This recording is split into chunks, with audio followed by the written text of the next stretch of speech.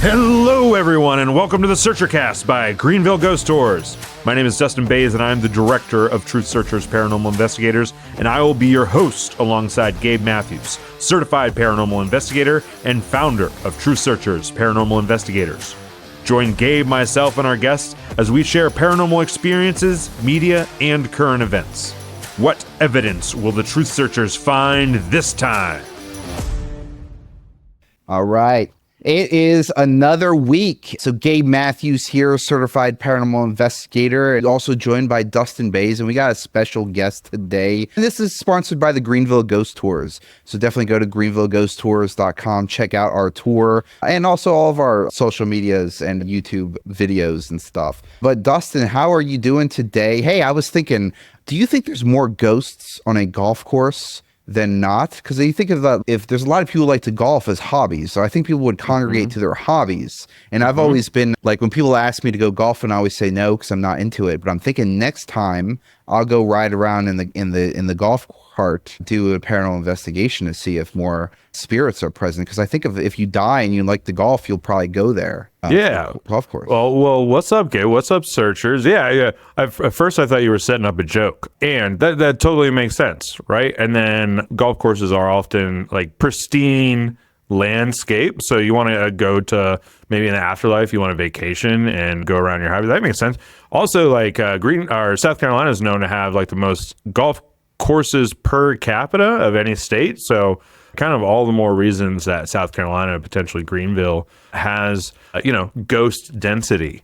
They're beautiful. Like you think of all the landscaping and all like the mowing the grass and all the different levels and all the work that you have to do it to kind of get the landscape right to be able to hit balls on it. Yeah, absolutely.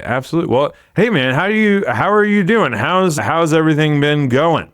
Yeah, I can't complain. Pretty good stuff, just kind of doing my investigations and, thinking about things and the like. Well, I had a story I wanted to share with you. I recently gave my first tour of the season, and it was a lot of fun. I went to a new stop, and I went to the former Furman Arboretum right in Falls Park. I can show that spot to you. But we went to Springwood Cemetery like normal. We did our spirit box session and had a really great spirit box session. Like the REM pod was going off, and I got a very clear, like when I asked the spirit, like, hey, what's your name? And got a very clear Nick. And like everyone heard it. And then even came back like multiple times and heard the spirit say Nick. And it was right there at Fanny Heldman, right there at the guardian angel of Springwood Cemetery. And it was really great. It was an awesome spirit box session. And I thought of you because like I've struggled with spirit box sessions in the past, and this was a really good one. So yeah, had a really good first tour of the season. Excellent. Well, hopefully all the training that you've been doing has paid off to be able to do a great spirit box sessions and get some, very clear EVPs. So that's cool that you're able to communicate with a spirit named Nick. And I'll have to look out for him next time I'm there because I do a lot of spirit box sessions in the same location. Yeah, absolutely. Well, hey, let's get our guest on today. Yeah, let's do that. I'm really excited to have them on. Our guest today is my neighbor, but that is not why we're having them on here. Our guest today served as a sergeant E5 in the U.S. Army. They were born and raised in Baghdad, and they are now my neighbor. Welcome to the podcast, Eric Kula. Thank you for having me here, Dustin. Hey, Eric. We've been talking off the podcast before we were recording, and I'm very excited to talk to you and have you kind of tell your story. So, Eric, I kind of want to turn the mic over to you and can we start from the beginning? Can you tell us a little bit about you and tell us a little bit about yourself and tell us about your background and where you came from? Well, I was born and raised in Iraq. I was born in 1979. So we talked about that earlier, that you asked me about the war, but my life was a war. Actually, I was lucky to born and raised in a middle-class family. My mother was a teacher. My father is an agriculture engineer. Very open-minded, wasn't very religious, but it's Iraq. It's you born with Islam. Practice, don't practice. Nobody gonna judge you. I wasn't practicing. And I was a book nerd. My grandfather was a thinker, philosopher, judge. He had a huge library that I was lucky to read from. And I read all the holy books. And so it was interesting because I always have that wandering in my mind. Like I always ask questions. And most people, let me say that 80% of Muslims, whatever written in the book is given. You don't need to, you can't question it. It's forbidden for you to question a word came in Quran because it's the words of Allah, God. Me, I was different. Like, why? And it was the basics. Like, why in Islam a man allowed to marry 4 women, a woman can't? So these simple things that are given, it wasn't justified with me. And then I became attached to the cross as a symbol. So I start reading more about the New Testament, Jesus' way, all that. And I love that because I lived in a very violent era.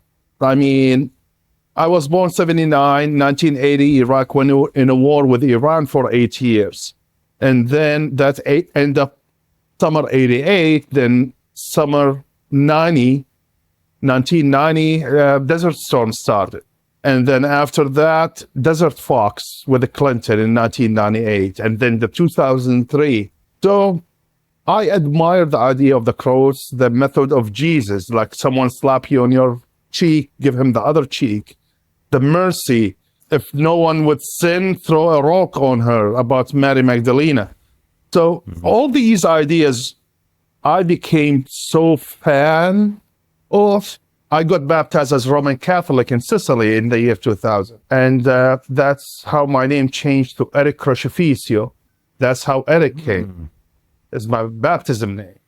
And then 2003 happened in Iraq, and I lost it all in the first year and a half. Because I started thinking, I've seen kids got killed, women, the sorrow, the agony.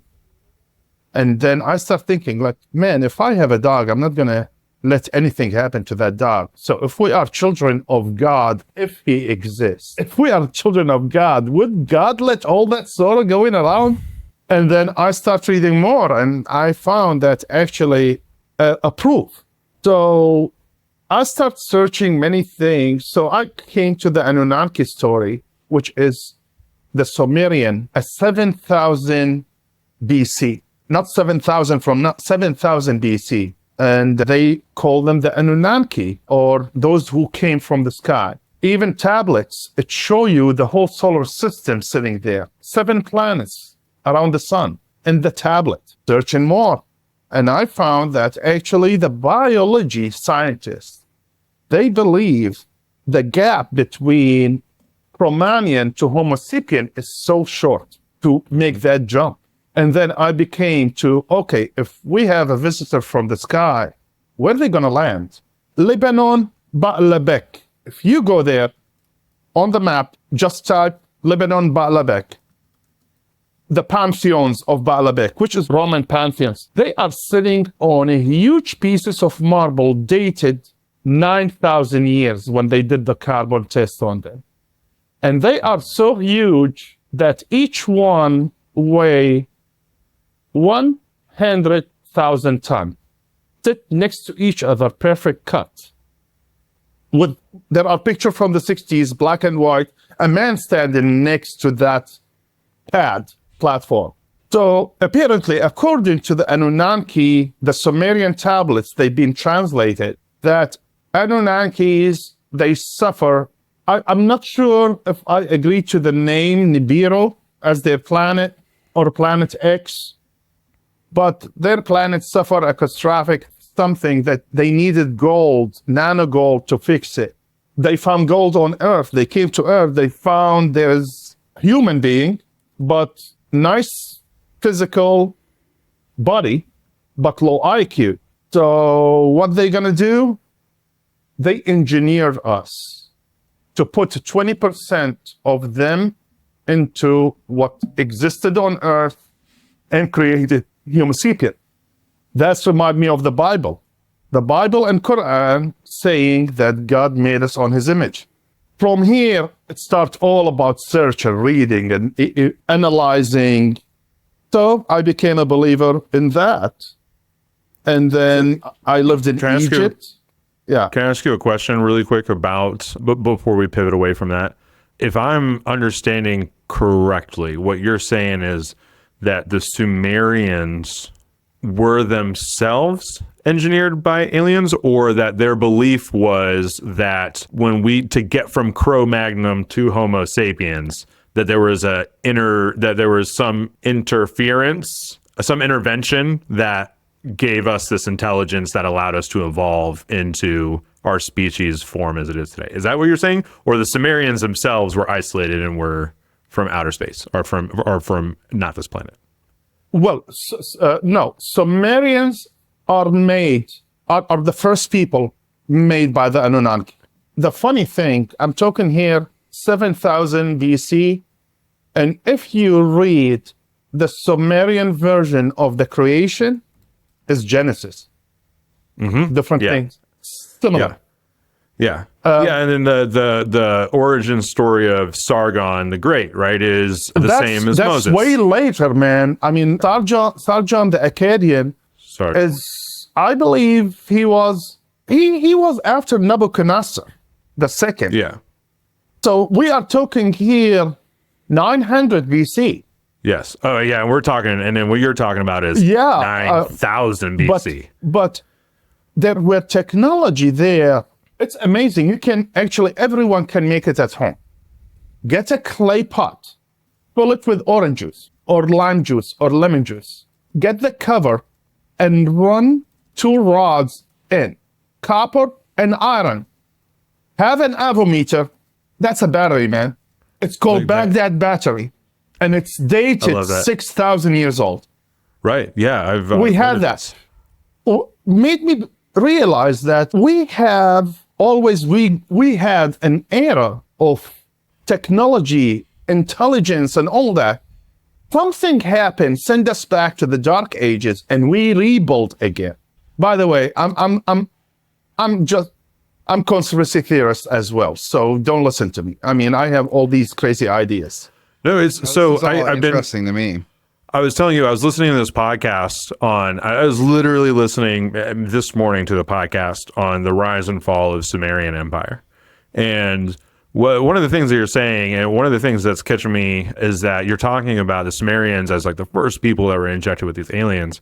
And one of the things I was listening to this podcast is they were saying the Sumerian language was a language isolate, meaning that all of the tribes around it, all of the populations around it, spoke languages that were similar to each other in a way that they could kind of understand each other. But the Sumerian language was so isolated that there was no other people in or around that area that spoke a language that was even similar or born of the same family tree as the Sumerians. So you say that the Sumerians were like, the first peoples, and they have like this isolated language. It's like, oh, those 2 things overlap in the Venn diagram for me. So that's why it is really fascinating to me. Well, to be honest with you, until today, we use Sumerian words in Iraqi dialects. There are words not exist in Arabic.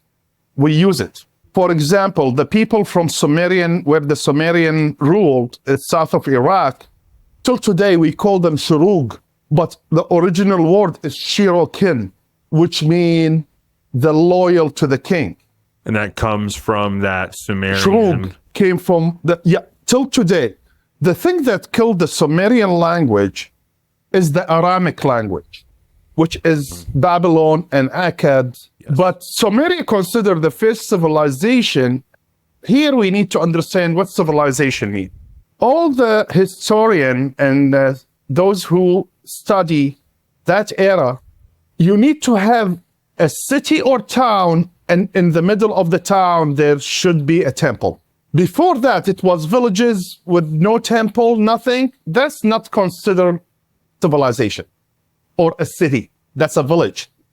Right. So Sumerian created the first town with a temple, worshipping deity. So that's how it was. And there's a book by Iraqi doctor, PhD, he held a PhD, His name Qaz al-Majidi. The book translating, if I translate the title of it from Arabic to English, 10 Sumerian kings were prophets. So in his book, explained that Adamo, one of the Sumerian kings, first kings, is Adam. If you read the story of Gilgamesh, the Epic of Gilgamesh, that's Noah with him. Ashsadra, his name, with the flood, with everything. And I'm talking here 7,000 years ago.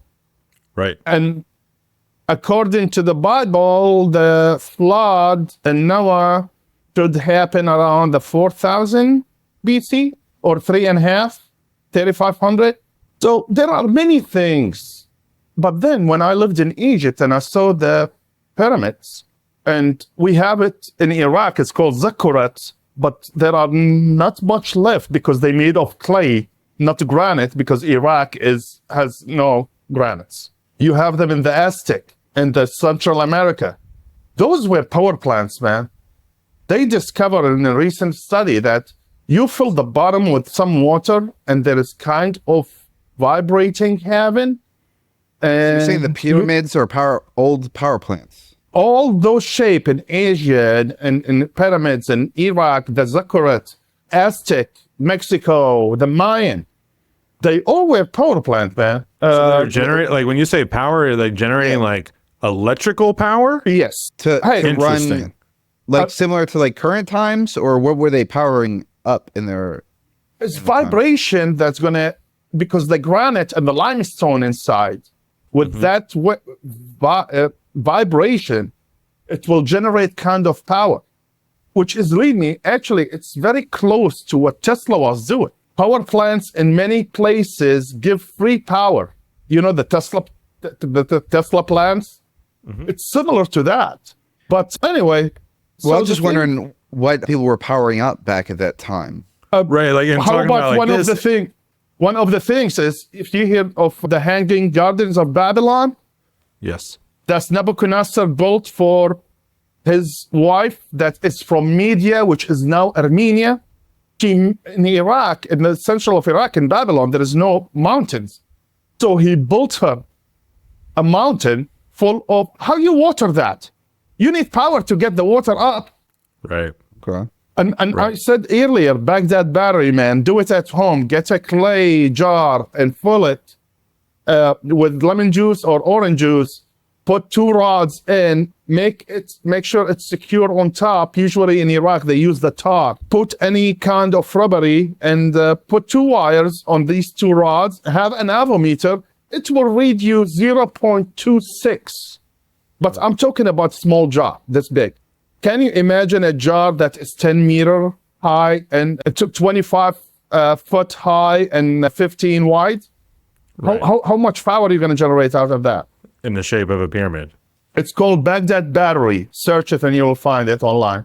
Yeah, I think we'll do that. I think I have seen it before. Cool. I absolutely know what you're talking about.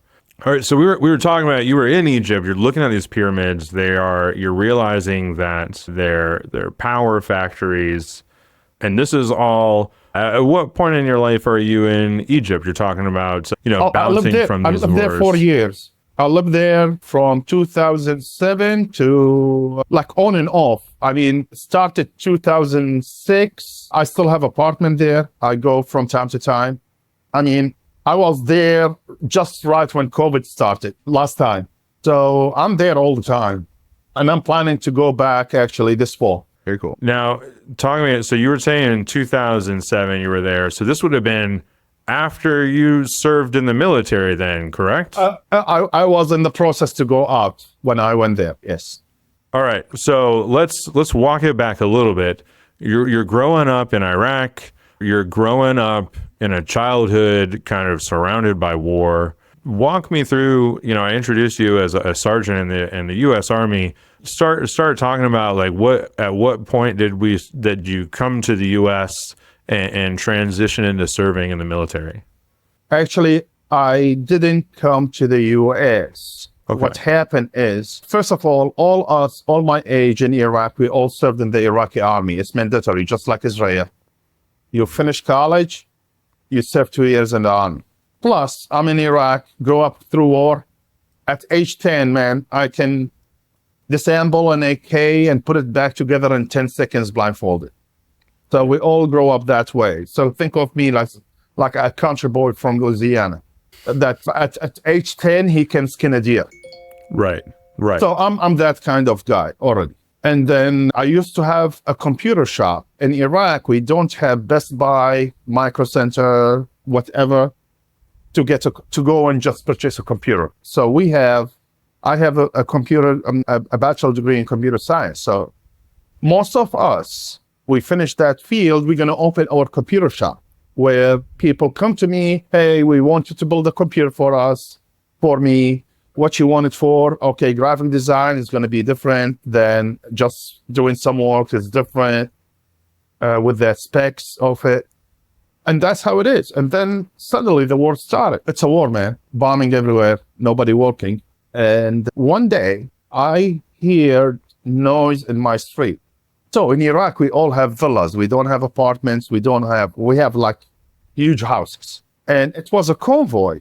And that was, that American military in Baghdad on April 9th were announced that, the war, that's when George Bush on the aircraft carrier said, we done. April 9th. So in the end of April, I'm not sure the exact date, it's either 22nd or 24th. That noise happened. It was noonish.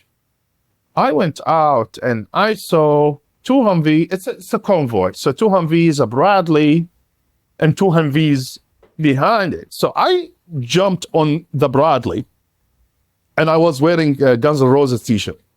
That's how I learned most of my English. Use Illusion 1 and 2 albums. Not Appetite for Destruction? No, man, I'm in Iraq. So, I was, before the war, I was reading Metal Hammer magazine that is 10 years old when I put my hand on one. So, yeah, it's like that. So I jumped over the rally and the soldier came out at me with the rifle and I said, what took you so long?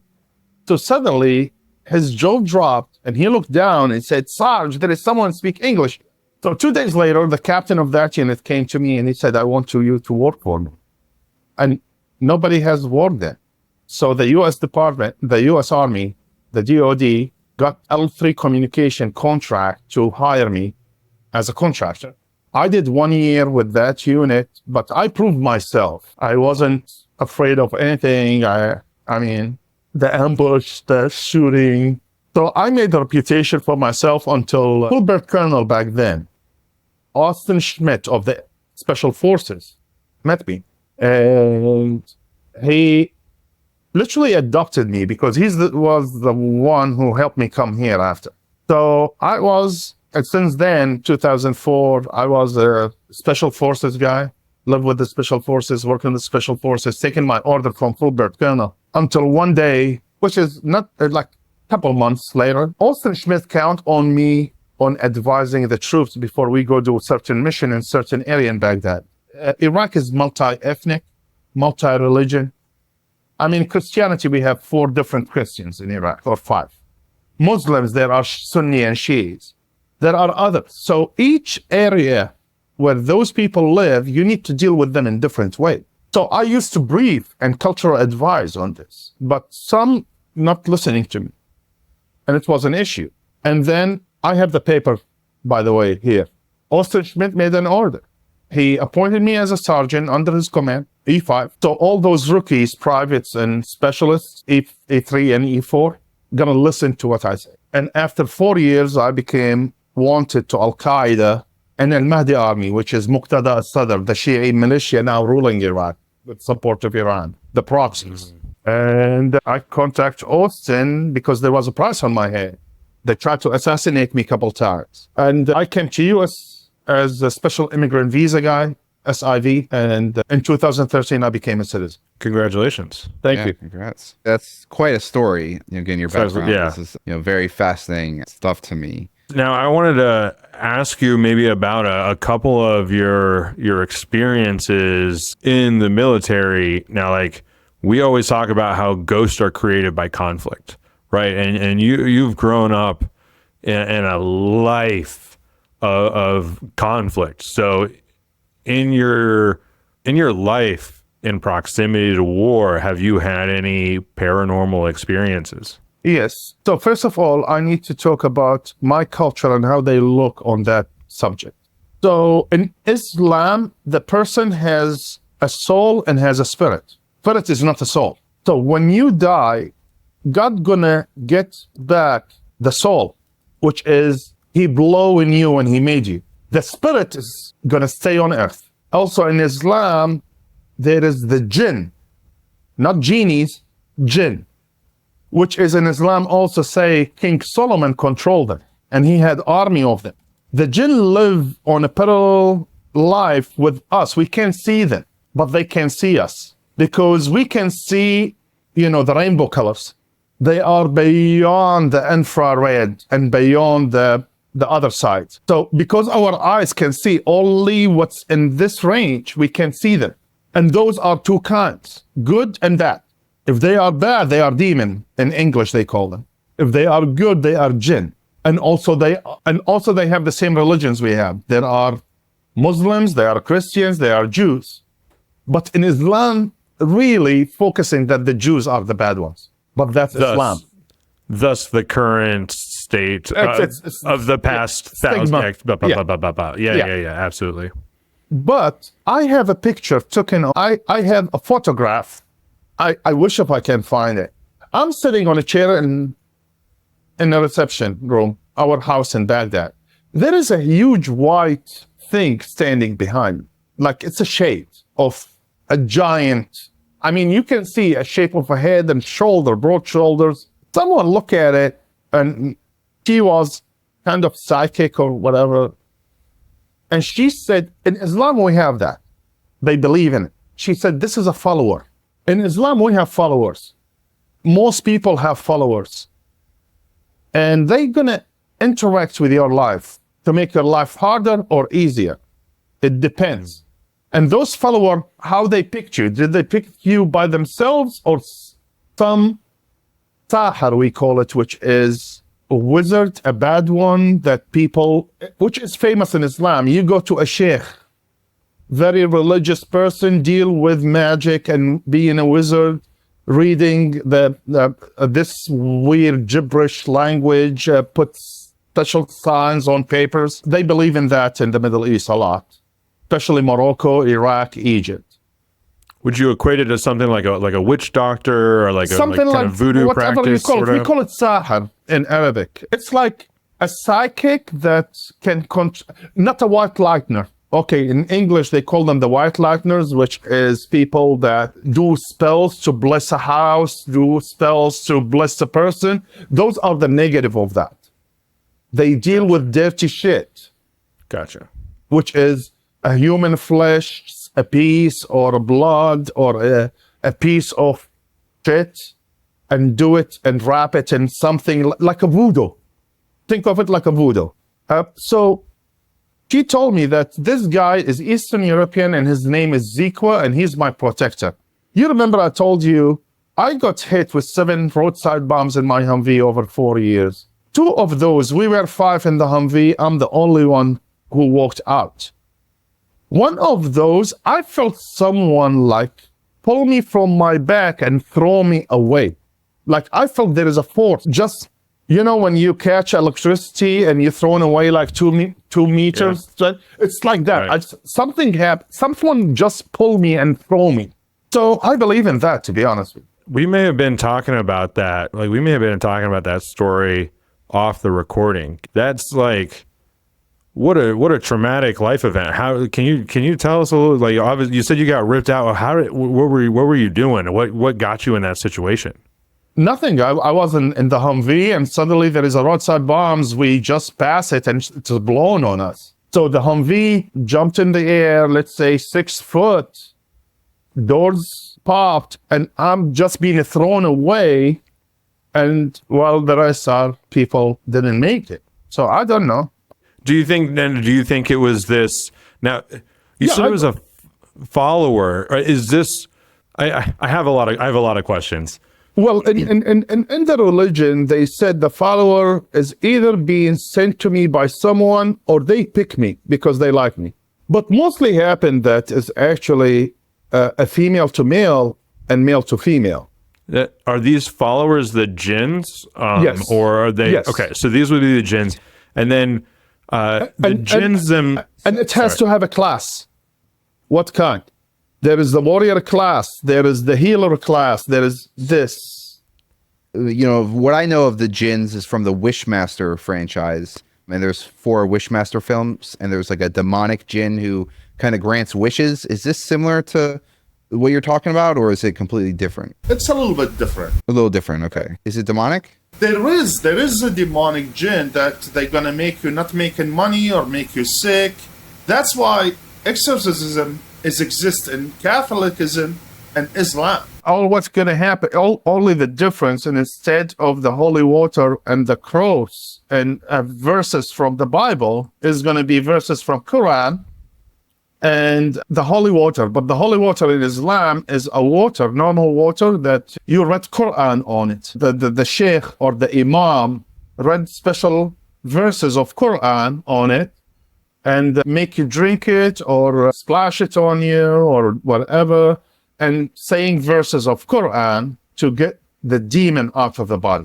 So it's similar. Is there any big exorcism cases that happened over there? Or I don't know. To be honest with you, I'm not a fan, so I never dig into that. I mean, it's not something interests me. It makes sense though, right? Like you were talking about how they have these, I think you use the term wizards who can like impart a jinn on someone as a follower. So you would have a ritual to then separate that potentially entity from a person. But here there is a big battle happening here between the common educated imams and those who do that. The funny thing that Quran said stuff and people interpreted the way they want. So according to Quran, the demons and the jinn and the angels is part of that. They all made of fire. In Quran, God made angels and jinn and all that from fire. Human being made of water. So the reasonable imam saying water and fire can get together. How come a fire can get inside a water body and control it? These two elements can't meet. So this is the battle here between this part of the Muslim imam saying that can't happen, and there is this part they believe it can happen. And above that, the very educated people, they don't believe in this, and the less educated people, they believe in this. Right. So I'm reading that jinns are invisible creatures that are not necessarily good or evil. But so if they're invisible, is there a way to distinguish a jinn from like a spirit?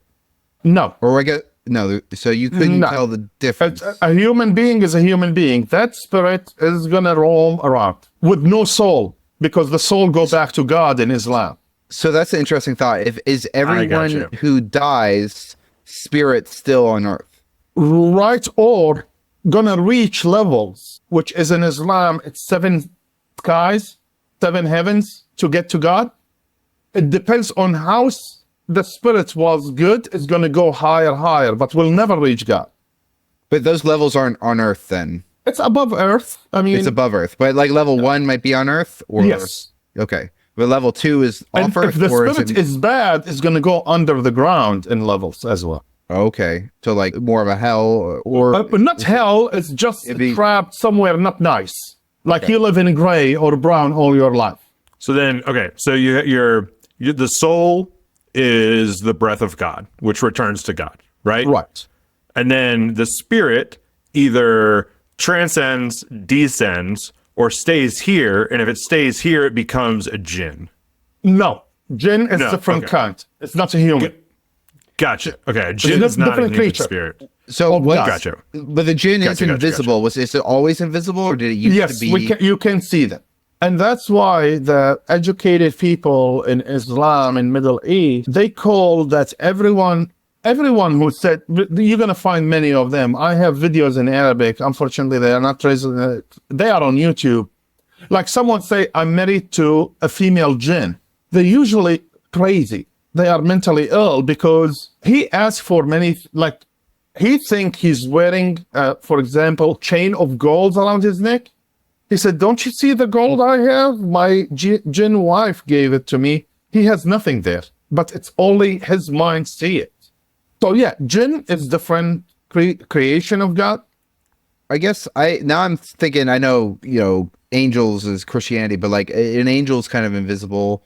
Would it be similar, a jinn and an angel, or no? I mean, angel or jinn would be kind of more neutral. They wouldn't be good or bad. The funny thing that the same 7 archangels in Christianity are the same in Islam. The name swapped. Like Gabriel in Christianity is the one who's going to blow the trumpet. In Islam, Gabriel is the messenger who went down to earth to Prophet Muhammad, to Jesus, to Moses. He's the messenger. Michael is the archangel. He's the leader. He is the same in Islam. Israfil in Islam is the one who's going to blow the trumpet, while Israfil in Islam is the note keeper in Christianity. So the 7 archangels, same names. And just for your information, El, the word El, is Sumerian Aramic word. And it was Baal, is one of the ancient gods those people worship. It became God in the end. So cool. El is God. Any word before it is an act. Like Israel is Jacob. That's who beat God. Israfil, Mikael, Israel, Gabriel, Jibrail. So the word El, it's one of the oldest gods in the Mesopotamia. I know Zul was worshipped. They use it as a suffix. They're just using it as a suffix on all these names over and over and over again. Yeah. And Zul was worshipped by the Sumerians, who's also a minion of Gozer. So it's very interesting, like all. Yeah, but the first great god, and the funny thing that the Sumerians, they worship only one god, main god. His name is Adad. Adad. Oh, Adad. Oh, Hadad. It depends on the accent you speak with. And Adad. So Adad was the only god that worshipped back then. But then after that, the Babylonian and all that, they start thinking of, the god need a wife. So let's make Inanna and Ishtar and all that. And that's how all the deities came. But back in time when the civilization created, there was only one god, Adad. That's the main god. It's funny that everything is ancient. If you start searching and you connect the words and even not necessarily the word, the sound of the word. So, for example, the El thing, that's in my book, that was very interesting, the El. The angel name ends with El, which means act and God name, because El in the ancient language mean God, or the one power. It didn't say God. This is, I'm loving all this. Like I as a history nut, like you're talking about the way that the languages all meld together, and this is fascinating for me. I have a lot to like sit here and think with. We're getting towards the end of our time here, Eric. So I just wanted to maybe just start wrapping it up here. You were talking about you have this follower, you have this jinn that is attached to you. Is this follower still with you? Do you still? I don't know. You don't know. Because that photograph took by a regular camera with a flash, not a phone. So I can tell. And it looks like the old style cameras can capture the photons much better than today digital camera. And do you have this photograph? I'm trying to find it. No, I can't find it. Oh, yeah. If you do find it, we'd love to see that. Yeah. And yeah, I want to go to Lebanon, Baalbek, after what you had said. Not now. Don't go there. Okay. Not at this moment. Sometime in the future. Okay. But yes, maybe I'll take you there. Maybe looking That up would on be the phenomenal. maybe looking up pictures on the internet. Well, I know you mentioned Egypt. I'd love to go there, but I know it's not necessarily safe. No, either. Egypt is very safe. You can go Is it? anytime. Okay. Yes. Because I don't know. I watched this food documentary, which actually I think Dustin, you turned me on to it, and it seemed yeah, did I you miss not- the pigeons there. The doves, stuffed doves, the best. Okay. Well, Oh, really? If I All did- right, we're gonna talk about that sometime. well, hey, TSPI trip to Egypt sometime, and we'll have a Let's do it. Yeah. Check out those pyramids. Yeah, Yeah. I mean that's a bucket list item. I'd love to see that. I love your perspective. There's a lot of stuff I don't know, and just hearing it from you is incredible. And the life that you lived is, I don't know, I don't even have a word to say it, but I'm just shocked. Like, you ended up in Greenville, which is interesting. Well, I'm in Greenville because of my wife. She that's your wanted wife? to Yeah. move Okay. here. And Yeah, I land love her that to plane for death. us. So wherever she's gonna go, I'm following. In conclusion for our podcast here, if anyone wanted to learn more about Islam or any of the stuff you talked about tonight, do you have any good resources for people to point them towards to check some of this stuff out? Just don't go Wikipedia. Don't do Wikipedia. No, Okay. go to a library, pick a book, or go to the Library of Congress and check a book. Forget about Wikipedia. Don't trust everything you see on Google. It's made by people. And I guess I was going to ask you why not Wikipedia, because it's made by people. And they can change People, it things, is that, or- man. Yeah, I can go to Wikipedia and change something on Right. something. Right. No, that's the Published problem. I believe sources. with our education system now, the student gets everything they want from Google, which is wrong. Back in my time, I go to library and pick resources as books written by very well-known scientists or philosophers or thinkers.